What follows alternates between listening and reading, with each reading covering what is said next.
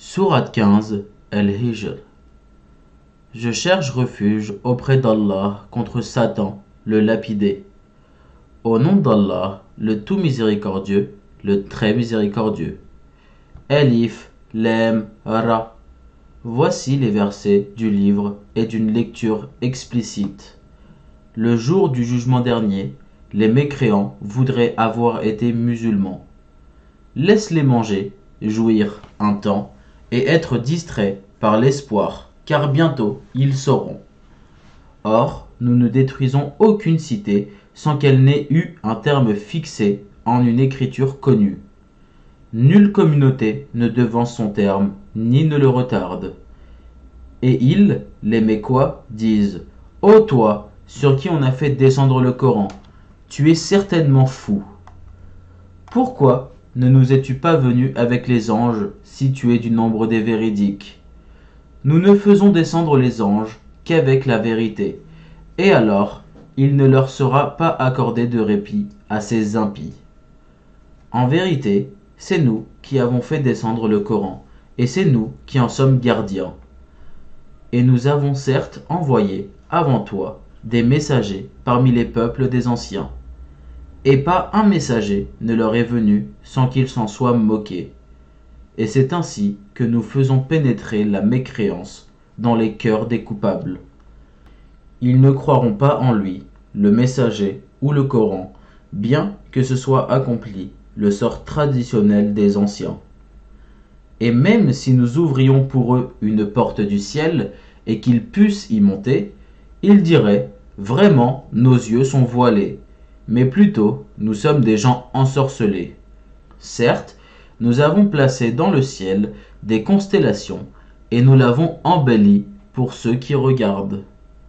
Et nous l'avons protégé contre tout diable banni, à moins que l'un d'eux parvienne subrepticement à écouter une flamme brillante, alors le poursuit. Et quant à la terre, nous l'avons étalée, et y avons placé des montagnes immobiles, et y avons fait pousser toutes choses harmonieusement proportionnées. Et nous y avons placé des vivres pour vous, et placé aussi pour vous des êtres que vous ne nourrissez pas.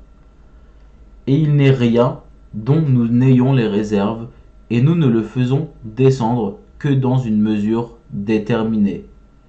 Et nous envoyons les vents fécondants, et nous faisons alors descendre du ciel une eau dont nous abreuvons et que vous n'êtes pas en mesure de conserver.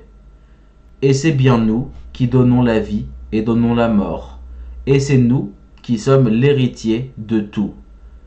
Et nous connaissons certes ceux qui parmi vous ont avancé, et nous connaissons ceux qui tardent encore.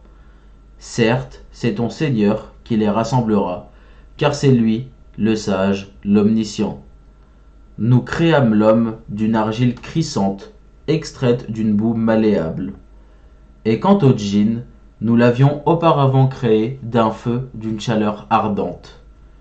Et lorsque ton Seigneur dit aux anges, « Je vais créer un homme d'argile crissante, extraite d'une boue malléable, et dès que je l'aurai harmonieusement formé, et lui aurai insufflé mon souffle de vie, jetez-vous alors, prosternés devant lui. » Alors les anges se prosternèrent tous ensemble, excepté Iblis, qui refusa d'être avec les prosternés.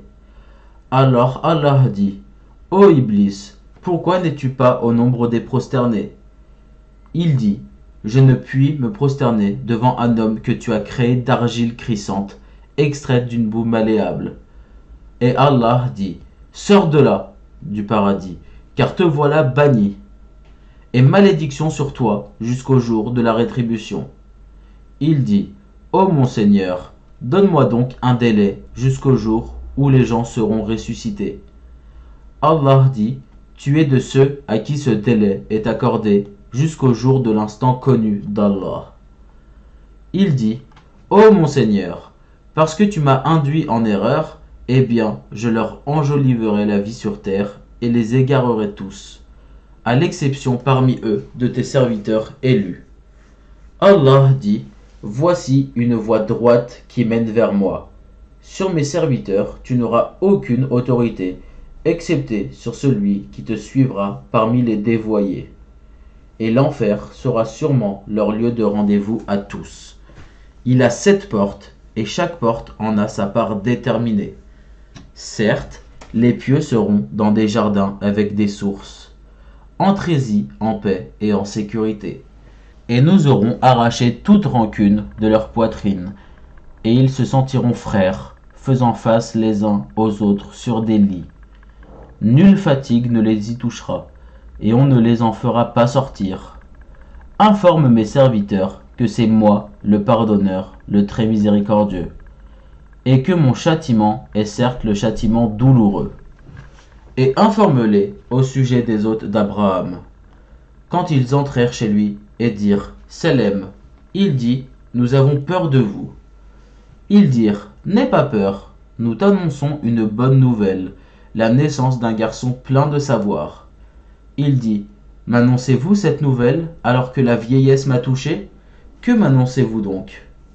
Ils dirent « Nous t'annonçons la vérité. Ne sois donc pas de ceux qui désespèrent. » Il dit « Et qui désespère de la miséricorde de son Seigneur, sinon les égarés ?» Et il leur dit « Que voulez-vous, ô envoyé d'Allah ?» Ils dirent « En vérité, nous sommes envoyés à des gens criminels, à l'exception de la famille de Lot, que nous sauverons tous, sauf sa femme. Nous, Allah, avions déterminé qu'elle sera du nombre des exterminés. » Puis, lorsque les envoyés vinrent auprès de la famille de Lot, celui-ci dit « Vous êtes, pour moi, des gens inconnus. » Ils dirent « Nous sommes plutôt venus à toi en apportant le châtiment à propos duquel ils doutaient. Et nous venons à toi avec la vérité, et nous sommes véridiques. Pars donc avec ta famille en fin de nuit, et suis leurs arrières, et que nul d'entre vous ne se retourne, et allez là où on vous le commande. » Et nous lui annonçâmes cet ordre, que ces gens-là, au matin, seront anéantis jusqu'au dernier.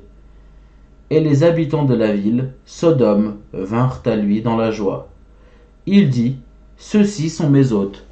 Ne me déshonorez donc pas, et craignez Allah, et ne me couvrez pas d'ignominie. » Ils dirent, « Ne t'avions-nous pas interdit de recevoir du monde ?» Il dit, « Voici mes filles, si vous voulez faire quelque chose. » Par ta vie, ils se confondaient dans leur délire. Alors, au lever du soleil, le cri, la catastrophe, les saisit. Et nous renversâmes la ville de fond en comble et fîmes pleuvoir sur eux des pierres d'argile dure. Voilà vraiment des preuves pour ceux qui savent observer. Elle, cette ville, se trouvait sur un chemin connu de tous. Voilà vraiment une exhortation pour les croyants. Et les habitants d'El-Eika étaient aussi des injustes. Nous nous sommes donc vengés d'eux. Et ces 2 cités, vraiment, sont sur une route bien évidente que vous connaissez. Certes, les gens d'El-Hijr ont traité de menteurs les messagers. Nous leur avons montré nos miracles, mais ils s'en étaient détournés. Et ils taillaient des maisons dans les montagnes, vivant en sécurité. Puis, au matin, le cri les saisit. Ce qu'ils avaient acquis ne leur a donc point profité. Et nous n'avons créé les cieux et la terre, et ce qui est entre eux, que pour une juste raison. Et l'heure, sans aucun doute, arrivera. Pardonne-leur donc d'un beau pardon. Ton Seigneur, c'est lui, vraiment, le grand Créateur, l'Omniscient. Nous t'avons certes donné les 7 versets que l'on répète, ainsi que le Coran sublime.